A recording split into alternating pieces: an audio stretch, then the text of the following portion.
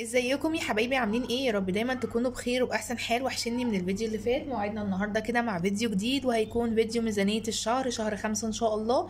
سوري، شهر 6.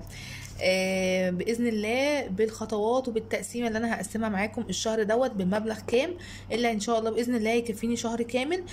طبعا انتوا بتستنوا مني كل اول شهر الفيديو الميزانية، علشان في ناس بتمشي معايا على نفس الميزانية. ولو ان انا اسفة جدا جدا ان انا ما بكملش معاكم الفيديوهات على القناة بالترتيب وبالخطوات اللي انا ببقى عاملاها معاكم، بس والله غصب عني انا بشتغل، وكمان كان في الفترة اللي فاتت امتحانات، الشهر اللي فات ده كله كان امتحانات. فانا بالنسبه لي صعب قوي قوي ان انا اصور لكم كل حاجه بعملها بالتفصيل في الميزانيه. بس بحاول على قد ما اقدر ان انا اقول لكم على التقسيمه ازاي بمشيها، علشان خاطر انت لو ميزانيتك نفس ميزانيتي فممكن التقسيمه تنفعك. والخطوات اللي انا هقول عليها يعني في الفيديو ممكن تنفعك وتفيدك في خلال الشهر كله. خلاص، كمان هقولك على كام حاجة كده عملتها قبل ما ابدأ ان انا اقسم المصروف، بحيث ان انا اظبط دنيتي وابدأ ان انا اشوف ايه اللي انا عندي الشهر دوت، هل في دروس ولا لا. طبعا احنا خلاص خدنا كده الاجازة. ف في كذا حاجة كده لازم تاخدي بالك منها كويس جدا جدا قبل ما تبدأي الشهر بتاعك الجديد. ايا كان بقى، في مدارس، في اجازة، لازم تبقي عارفة ايه اللي داخلك، المبلغ كام، وايه الاساسيات اللي عليكي، وايه المبلغ اللي هيتبقى للاكل والشرب بس. وبتبداي ان انت تقسمي كده احتياجاتك ومتطلباتك خلال الشهر. كمان لازم تكوني عارفة انت هتمشي نفسك بالشهر ولا بالاسبوع ولا باليوم. وطبعا انا من مرجحين يعني بصراحة ان انا اشتري حاجتي بالشهر. ولو اني انا ببقى شبه يعني ايه بتزنق نص الشهر واخر الشهر بتزنق جامد. بس ببقى مرتاحة ان انا عندي حاجات في الفريزر، عندي خزيني في الدولاب. فببقى مرتاحة بصراحة. خلاص، فيلا بينا كده نبدأ في الفيديو على طول عشان ما يبقاش طويل، ونشوف احنا هنقسم الميزانية ازاي. بس ما تنسيش بقى تحطي لايك ودعوة حلوة، وكمان كده كومنت جميل زي كده تحت في التعليقات على الفيديو، والدعوة الحلوة بتاعتك اللي بستناها منك كل فيديو تحت في التعليقات. فيلا بينا كده نبدأ في الفيديو على طول علشان ما يبقاش طويل، ويلا بينا نشوف احنا هنعمل ايه. بس ما تنسوش مبدئيا كده على قناتي التانية، حاولوا ان انتوا تشتركوا فيها لو عجبتكم. هحط لكم رابط القناة انا في صندوق الوصف او في اول تعليق مثبت، للي حابب ان هو يشترك هناك عشان احقق الشروط وافعل الشروط قبل ما تتم سنة، علشان ما تروحش عليا المشاهدات دي كلها اللي راحت. خلاص، فيلا بينا كده نبدأ في الفيديو ونشوف المبلغ بتاع الشهر 6 ده هيكون كام. طبعا معانا الأظرف، معانا الورقة والقلم، معانا الأجندة بتاعتنا اللي بنكتب فيها كل الافكار بتاعتنا بالتفصيل. خلاص، وطبعا ما تنسوش البوك او الحاجه اللي انتوا بتحطوا فيها المبلغ بتاعكم تكونوا مقسمينه كويس جدا جدا. طيب مبدئيا كده المبلغ ده كام؟ المبلغ دوت 2800 جنيه. انا ان شاء الله باذن الله هحاول ان الشهر ده امشيه ب 2800 جنيه. طيب بتحددي المبلغ يا منى بناء على ايه؟ بناء على اللي بيتبقى من مصروف البيت. يعني انا باخد المصروف ببدا ان انا اطلع منه اساسياتي، دروس، مبلغ للطوارئ، مبلغ كمان للصدقه. كل شهر اول شهر كده نحاول ان احنا نخلي مبلغ بسيط حسب بقى ما انت عايزه تحطي. كمان لو بتحطي لك مصروف شخصي ليكي انت من مصروف البيت. كل الحاجات دي بتبقي عامله احتياجاتك وعامله حساباتك عليها. مصروف الاولاد، مواصلات مثلا، جيم، او مثلا تدريبات للاولاد، او دروس او كده ايا كان يعني. وطبعا الدروس يعني خلاص. بعد ما بطلع كل ده ببدا ان انا اشوف ايه اللي بيتبقى لي، وببدا على بناء عليه ببدا ان انا اقسم ميزانيه الاكل والشرب بتاعتي. طيب الشهر ده انا طلع معايا 2800 جنيه للاكل وللايه وللشرب. طيب هنقسمهم ازاي؟ انا معايا اهو الاظرف، ظرف. انا طبعا انتوا عارفين انا بجيب حاجتي بالشهر. او اول الشهر كده بجيب حاجات معينه، ومن ضمنها اول حاجه هو ظرف اللحوم. اللحوم بالنسبه لي انا هحط له 800 جنيه. عايزه بقى اقسمها بالاسبوع، مثلا هاخد من الظرف كل اسبوع 200 جنيه وهجيب بيها لحوم الاسبوع. عايزه اقسمها نص شهريه هاخد 400، عايزه اقسمها شهري هاخد ال 800 كلهم. عايزه اخليها مثلا يعني حسب ما انت عاوزه، اسبوعي ولا شهري، فانت هتقسمي. خلاص، انا هحط لها 800 جنيه. ال 800 جنيه برضه مبلغ مش قليل ومش كتير، لان طبعا اللحوم اسعارها غاليه. فبنحاول على قد ما نقدر ان احنا نمشي دنيتنا بالمبلغ بتاعنا، مش هنقدر نعمل حاجه طول ما المبلغ محدود معانا. خلاص. كمان انا كنت وريت لكم الفيديو اللي فات الشهر اللي فات بتاع مشتريات اللحوم، كانت برضو ب 800 جنيه. وشوف انا جبت فيها ايه، وان شاء الله باذن الله الشهر ده لو قدرت ان انا اصورها معاكم هصورها. خلاص. فكده يبقى بالنسبه لي اول حاجه مبلغ اللحوم 800 جنيه. وزي ما قلت لك، عايزه تمشيها اسبوعي، عايزه تمشيها شهري، عايزه تمشيها يعني نص شهري، براحتك. خلاص. فده كده اول حاجه معايا مبلغ اللحوم.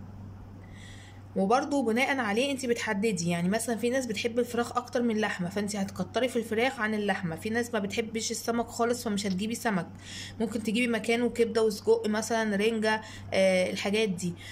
ممكن تقسميها مثلا ال 800 جنيه دول، تقسميها مبلغ للفراخ، مبلغ للحمه، مبلغ مثلا للسمك، وهكذا. يعني 800 جنيه دول انت هتقسميهم حسب احتياجاتك وحسب ما بتحبوا تاكلوا ايه.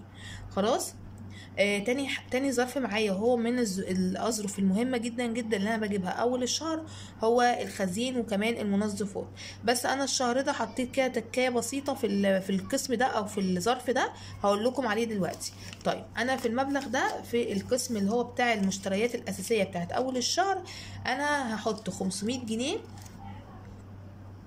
للخزين. الخزين اللي هو الرز، المكرونه، الزيت، السمنه، الدقيق، التوابل، البقوليات، الحاجات اللي زي دي. طيب هتقولي لي ال 500 جنيه دول يا منى هيكفوكي؟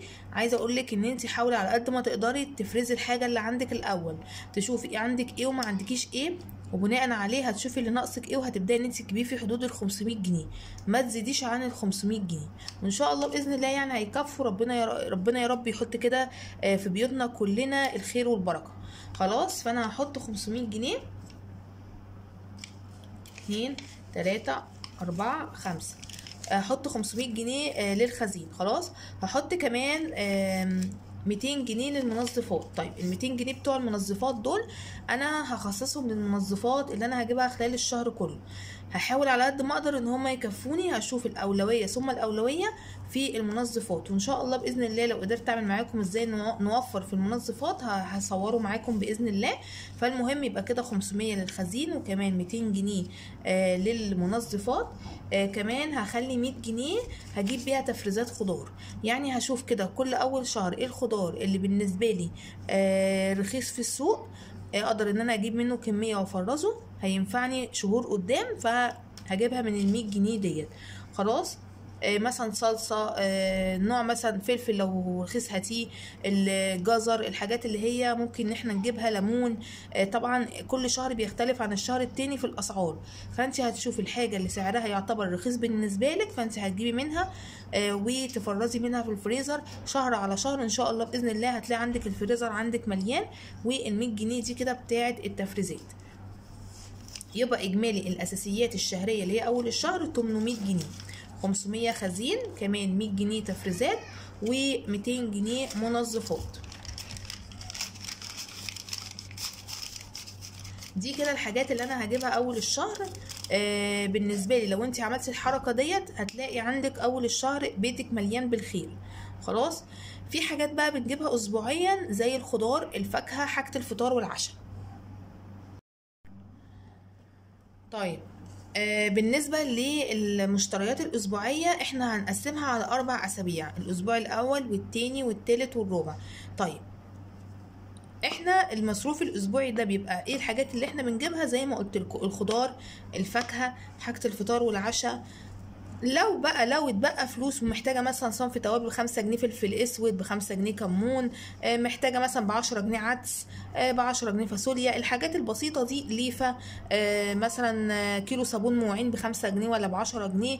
فالحاجات دي بتبقى بسيطه وسعرها بسيط، فممكن تجيبيها من فلوس الاسبوع ده لو اتبقى معاكي مبلغ من فلوس الاسبوع. بس احنا اساسياتنا في مصروف الاسبوع هو الخضار والفاكهه وحاجه الفطار والعشاء.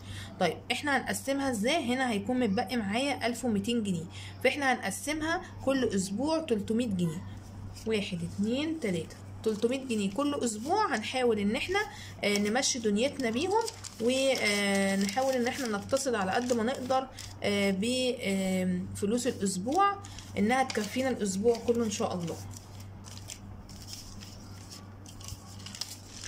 وعايزاكم تحت تقولوا لي مين اللي هيمشي معايا على نفس الميزانية وهل الميزانيه التقسيمه دي عجبتكم ولا لا. وان شاء الله باذن الله انا والله العظيم لو قدرت ان انا اصور معاكم اول باول هصور، بس اللي مانعني عنكم ان انا تعبانه جسديا ونفسيا الفتره دي. ادعولي براحه البال يا رب، يا رب يجعلنا كده كلنا عندنا راحه بال، لان فعلا راحه البال فعلا لا توصف. بصوا الاحساس ده فعلا بجد لما بيجي لحد فينا بيبقى احساس جميل جدا جدا. وانا يعني انا تعبانه جدا نفسيا الفتره دي، نفسيا وجسديا ومضغوطه جدا. مش عايزه اشيلكم همي، بس يعني ايه، كل واحده عندها هم، وربنا يا رب ايه يريح قلوبنا كلنا. بصوا، 1 ادي 2 ادي 3 اهم، دول كده اخر اسبوع اللي هو الاسبوع الاول 300 جنيه.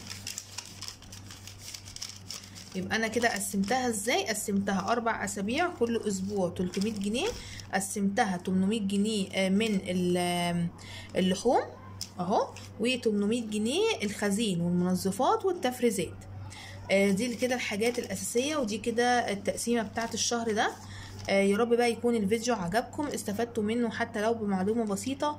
ما تنسوش بقى تحطوا لايك وتروحوا للقناه التانية. اتمنى ان انتوا تشتركوا فيها وتشوفوا برضو الفيديوهات اللي فيها، فيديوهات حلوه جدا جدا.